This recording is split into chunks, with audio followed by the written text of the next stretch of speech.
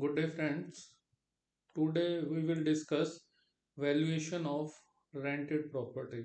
So, in this video, we will discuss how to value rented property which are covered under Rent Control Act and which are not covered under Rent Control Act. What is the effect of Rent Control Act on the valuation of real estate properties? So we will discuss these things, and in the end we will discuss how to calculate the value of a property which is partially occupied by the owner and partially occupied by the tenants. So first we will discuss valuing property affected by Rent Control Act.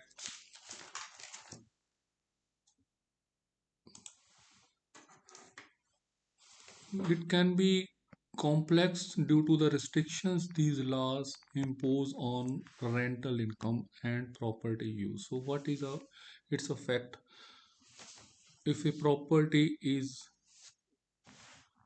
affected by Rent Control Act? First thing is reduced rental income. If a property is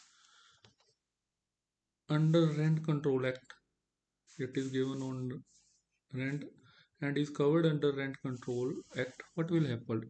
These rent control laws often cap the amount landlords can charge for the rent. So in case of standard rent, the rent is fixed by the court.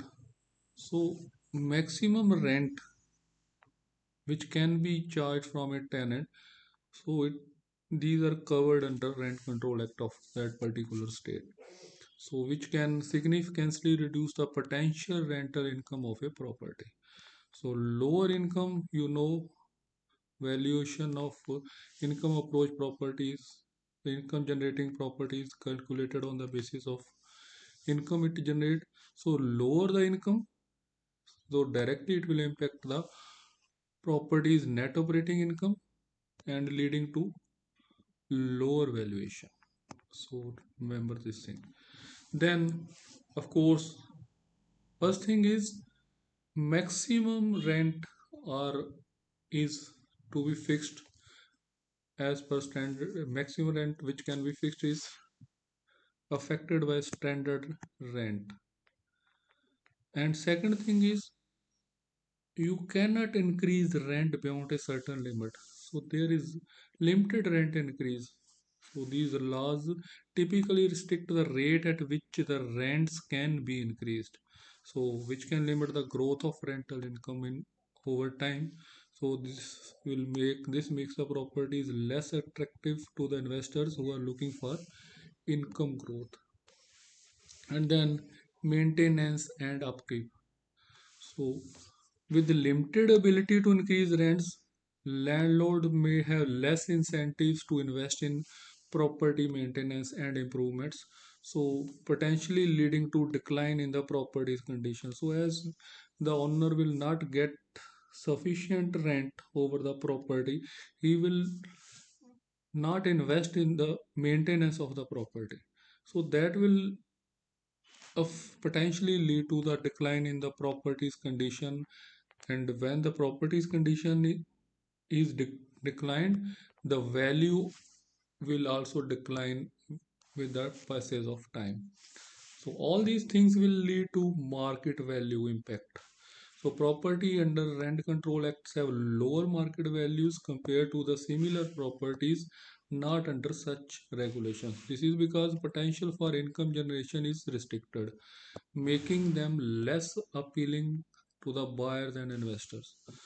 So then the most important thing, you cannot evict the tenant easily from the property which is affected by Rent Control Act. So property valuation is also affected by this cause because the tenants cannot be evicted easily.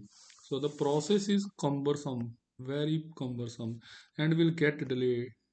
So eviction of tenant may take a longer time, even the landlord citing various reasons. Even the tenant after given notice to quit but he may not deliver vacant possession of the premises to the landlord in accordance with such notice, leading to lower valuation than the freehold properties. So these things affect the value of the property. So next there are two types of rates which are used for calculation of the valuation of the property. You know, when we use YP dual rate. So in case of YP dual rate, you know we have already discussed this thing. YP dual rate, it is equals to 1 upon R plus IC. So R is remunerative rate of interest. This is remunerative rate of interest. So the rate of interest adopted for the return of capital investment is called remunerative rate of interest. So it is comparable to the permanent investments. Then accumulative rate of interest. So the rate of interest used for calculation of this IC, coefficient of sinking fund, it is called accumulative rate of interest. So the rate of interest adopted for working out the sinking fund, which is also called recoupment fund, is called accumulative rate of interest or recoupment rate of interest. So you have to remember these two things. So generally, remunerative rate of is higher than the rate of interest. Let us suppose we denote the rate of interest with R, which is to be used for calculating sinking fund coefficient. So generally R is higher than capital R. So how it is used? So let us suppose net operating income is 46,000, remunerative rate of interest is 8%, accumulative rate of interest is 4%. You calculate YP dual rate, you know it is 1 upon R plus IC. IC, if you know the formula for IC is R upon 1 plus R raised to power n minus 1. R is 4% means 0.04. So let us suppose the number of years is 25. So 1 plus 0.04 raised to power 25 minus 1. So IC comes out to be 0.024. And YP dual rate, you put the for values small r, it is not equals to 0.08. You know 0.8% means 0.08. You put all the values 0.08 plus 0.0024, it is 9.164. So you find the value of capitalized value. So net operating income is 46,000 into 9.614, 4,42,244. So 4,42,000. So now see here, this R and IC, how these works internally means out of 46,000, some of the amount will be deposited by the owner as sinking fund, and some of the amount will be used by him as his spendable income. So it will be divided into two parts. One is spendable income and other is sinking fund. So see here how it works. See, rate of interest is 8% and capitalized value is 4,42,244. So if you multiply 4,42,244 into 0.08, it will come out to be rupees 335,379.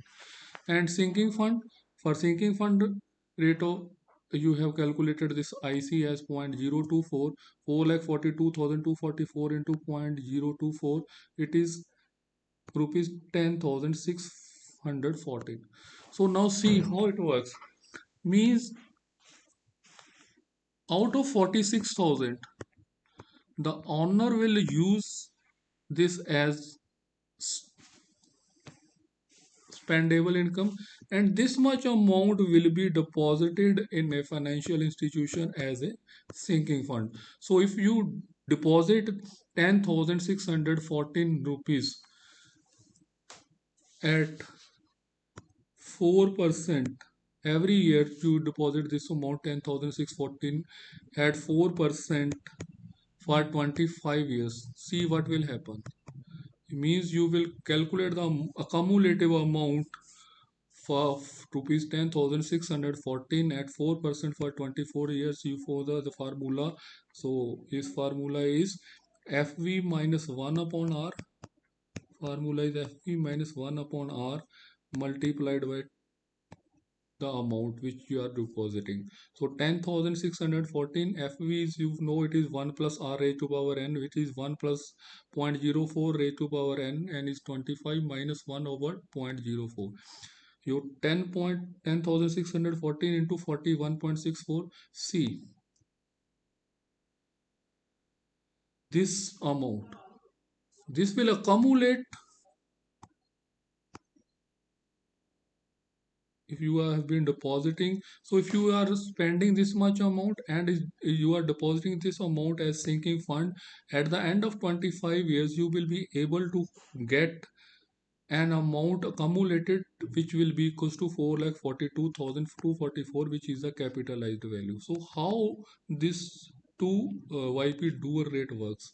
So at the end of tenure, what will happen? You will have an accumulative sum which will be equals to the capitalized value of the property. This is an important thing. You must understand why dual rate is used. So now we will discuss some examples that will make the things more clear. So first we will discuss an example which is affected by Rent Control Act.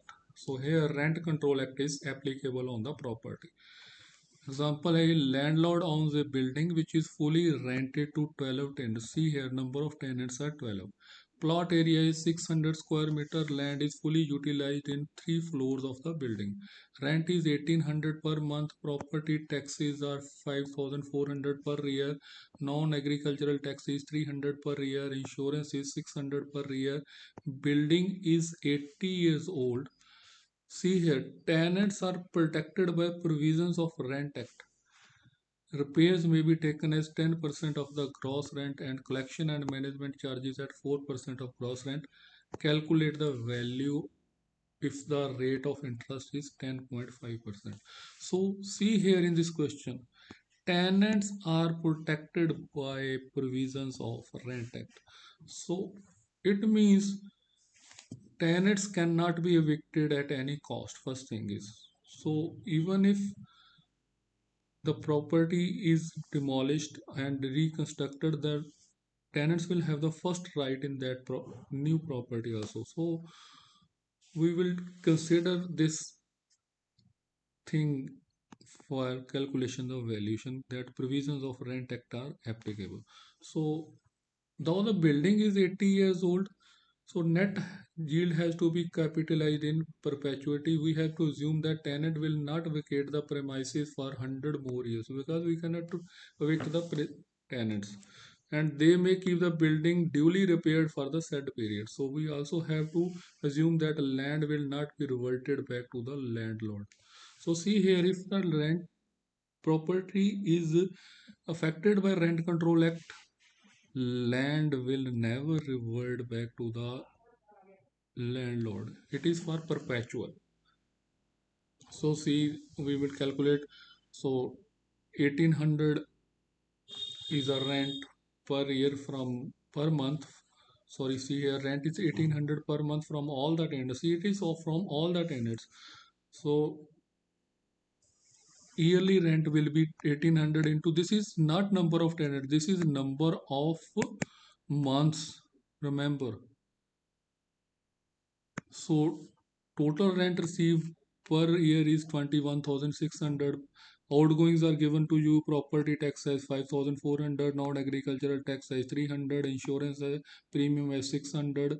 Repair at 10% of gross rent, which is approximately 2,100. Collection and management charges 4% of 21,600, which is 864. So if you add all of these, it will be 9,324. So net receivable rent 21,000. This is gross rent minus this is outgoings, total expenses. So you get net receivable yield 12,276. So capitalized perpetuity at 10.5%. So YP perpetual, you know, it is equals to 1 upon R is equals to 1 upon 10.5%, means 100 upon R, 100 upon 10.5. So capitalized value is 1,17,000 approximately, 1,16,914 exactly. So now we will see here, the land is not reverted back. Land is not reverted back to the owner if the property is affected by Rent Control Act. So it is not reverted back to the owner. But if the property is not affected by, is not, if the Rent Control Act is not applicable on the property, then how to proceed in this case? The landlord owns a property having 800 square meter of land. It is fully let out to the tenants at 2,700 per month.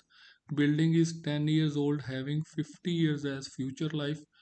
Land is fully utilized, means full FSI has been used. Land is fully utilized means full FSI has been used. Property taxes are 8,000 per year. Non-agricultural tax is 400 per year.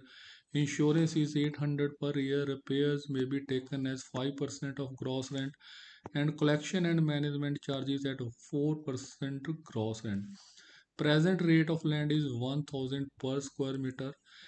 So see here, since Rent Control Act is not applicable, so in this case exactment will be possible, and even increase in contractual rent will be possible. So we have to therefore assume that land will be reverted back to the owner after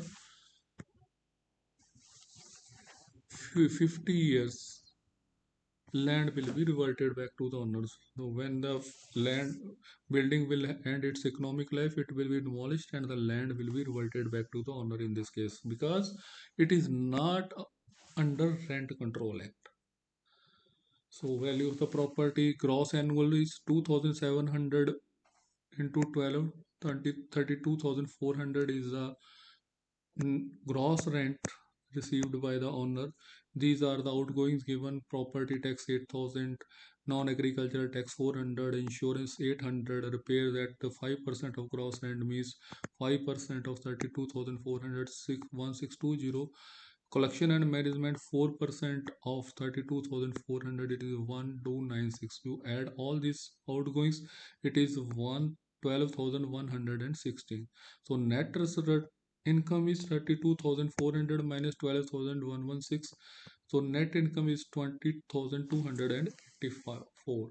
So see here, so we capitalize, because in this case what will happen after 50 years,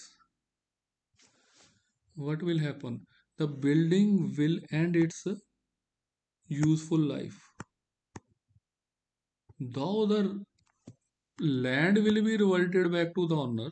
Land will be reverted back to the owner, but what will happen, for generating income he need to reconstruct the building. For reconstructing he needs sinking fund. So see here, in this case what will happen, he needs sinking fund. So if sinking fund is needed, it means we will be applying YP dual rate. See it, why we are applying dual rate here. So let us suppose we take 10.5% as a remunerative rate and 4.5% as a cumulative rate for 50 years. So 5 we dual rate, you know the formula 1 upon R plus IC. IC you know R upon 1 plus R raised to power n minus 1. 4.5% means 0.045 divided by 1 plus 0.045 raised to power 50 minus 1. So IC is 0.0054. So put all the values in YP dual rate. Small r is 0.1, 10.5% means 0.105 plus 0.0054, it is 9.04. So structural value, so value of the building 20,284 into 9.04, 1,83,363. Okay, now see here, after 50 years the land will be reverted back. So value of the land is given to us as 1,000 per square meter. So we will assume that this value will remain constant after 50 years. So we will assume that after 50 years the value will of the land will remain as it is, though it is not practically possible, but it is assumed that the value will remain same after even after 50 years. So after 50 years, what will be the value of the land? So value of the land will be, you know, 800 square meter is the area of the plot, and 1000 square meter, 1000 per square meter is the raise. 8 lakh is the value of the land. So though this is the present value, we will assume that it will remain same after 50 years. Now practically it is not possible, but we have to assume this as same. So 8 lakh will be the value after 50 years. But you are doing valuation as on today. So what you have to do, you have to calculate its present value. So let us suppose we calculate present value at 6%. So you know what you have to do, you have to multiply it with the 8 lakh as with the present value factor. So present value factor, you know, it is 1 plus r raised to power n, 1 plus 0.06 raised to power 50. So it is 43,440. So present value of 8 lakh is 43,440. So you add total value of the property will be structural value plus reversionary value of the land. You add both the values. So total is 2,26,803. Say approximately 2,27,000. So this is how do you have to calculate the value if the property is not affected by or is not under rent control act. Now we will be taking another example, how you have to do the valuation if the property is jointly held by a number of persons, not a single person. How it affect a freehold property having an area of 1800 square meter is jointly held by four brothers. It is fully developed. It consists of basement, ground floor, first floor, second floor, and third floor. The structure is designed to be used as a college. It is an RCC structure and owner receives a monthly rent of rupees 1,80,000. The usual outgoings are 20% of gross annual rent. Work out the share of each owner in the factory. See here, gross annual rent. So 1,80,000 per month multiplied by 12 with the number of months 21,60,000. Usual outgoings are given as 20% means zero point 0.2 into 21 lakh 60,000, 4 lakh 32,000. So net income is 21 lakh 60,000 minus 4 lakh 32,000, 17 lakh 28,000. So net income is known to you. Now only thing you require is YP. YP, you know, for YP you need rate of rate capitalization rate. So how to decide capitalization rate? This is important. So as you go through this example, see here what are the things you have to consider, what points can be considered for deciding capitalization rate. So as a property is jointly and equally held by four brothers, it will be difficult to sell the property. Second thing is, as the building is specifically constructed for college, it will be costly affair if it is to make fit for use from some other purpose. Third thing, if the present use of the property is discontinued for some reasons, it may not be possible to fetch the same amount of rent. And another problem is the property has a sizable capital value. Hence, it will not be easy to sell if it is put to sale. So, considering this point, we will consider rate of interest as 12%. So, because it is less safe, more safe, if it has been more safe, so this value must have been lower. So, lesser the safety, higher the capitalization rate. So, we assume the capitalization rate as 12%. So, value of the property, you know, 1 upon R. 1 upon R means 12%, 1 upon 12% means 100 upon 12 multiplied by net income 17 lakh 28,000, 1 crore 44 lakh.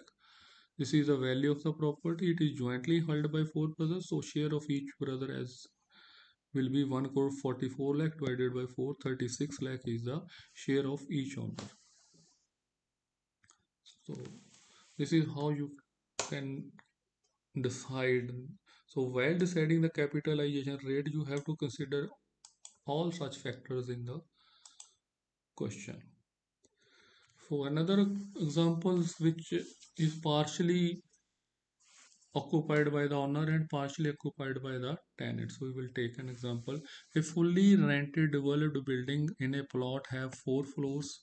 The total area is 1200 square meter and total built up area of the building is 300 square meter per floor. Permissible FSI is 1.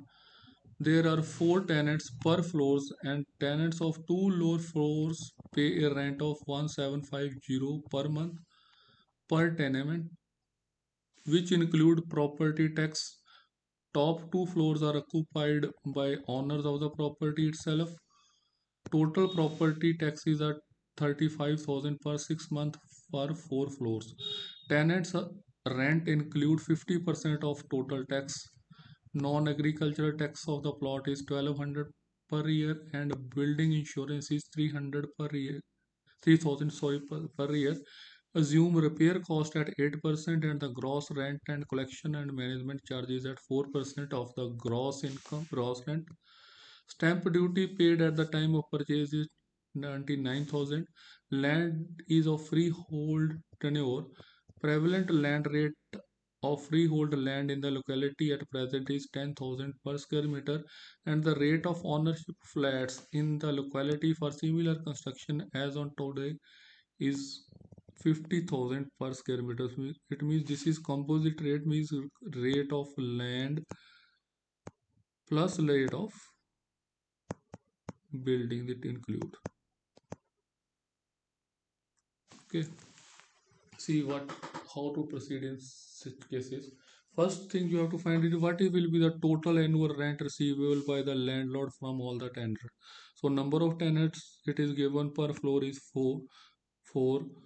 Number of floors under tenancy 2 floors ground and first floor.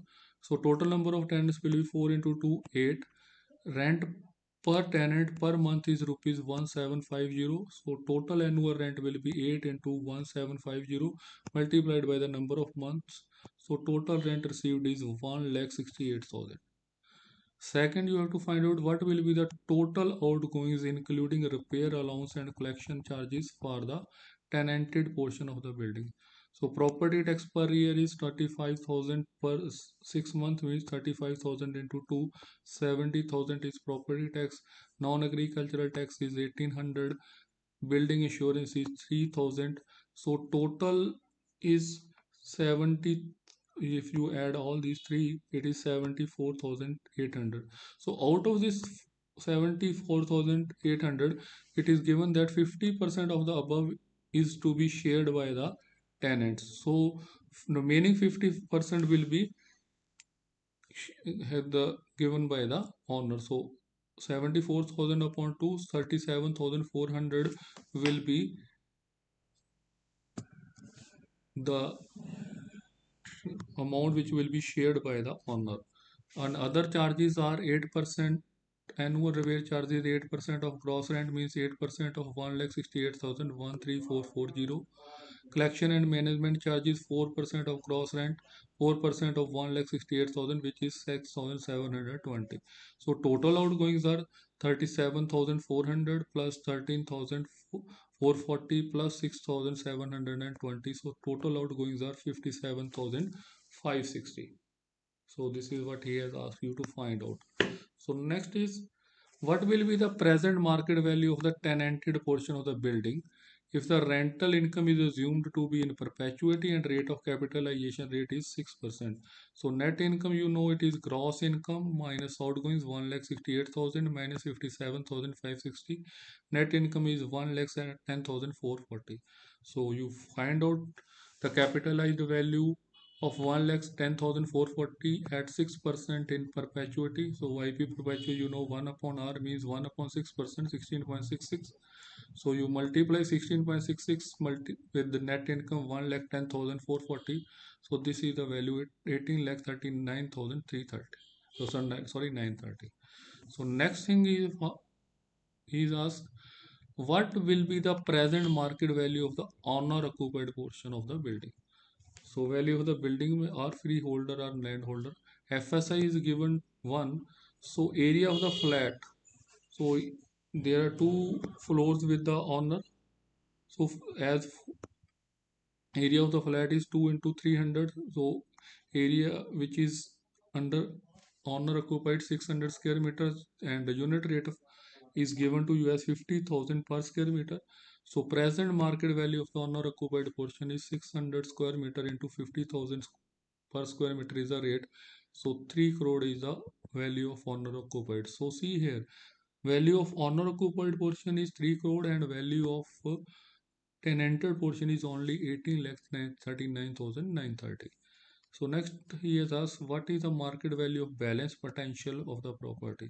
So balance potential means if some FSI is not used, but here since FSI is fully utilized means your area was fully utilized in all the floors. 1200 is a square meter is the area, and in on each floor 300 into 4 total FSI has been used. So the market value of balance potential of the property, what he is asking, find balance potential in the property is 0 because there is no FSI available. So see here, some data has been given to you which has nothing to do with the question. See here, he is given you 29,000 as stamp duty. So this stamp duty has nothing to do with the question. Another thing is has given you the freehold property rate of land as 10,000 per square meter. It has not been used anywhere in the question. So maybe sometime when you get questions in IBBI, some data is given which is not to be used. So you have to be careful in such cases. So this is all about valuation of rented property. So thank you very much. And if you have any suggestion, please comment. Your suggestions are always welcome. Please like, share, and subscribe our YouTube channel. This is our YouTube channel for more educational videos. You make for more educational video on valuation and other related, you should or you may prefer this channel. So all these videos are of course free of cost. Thank you. Have a nice day.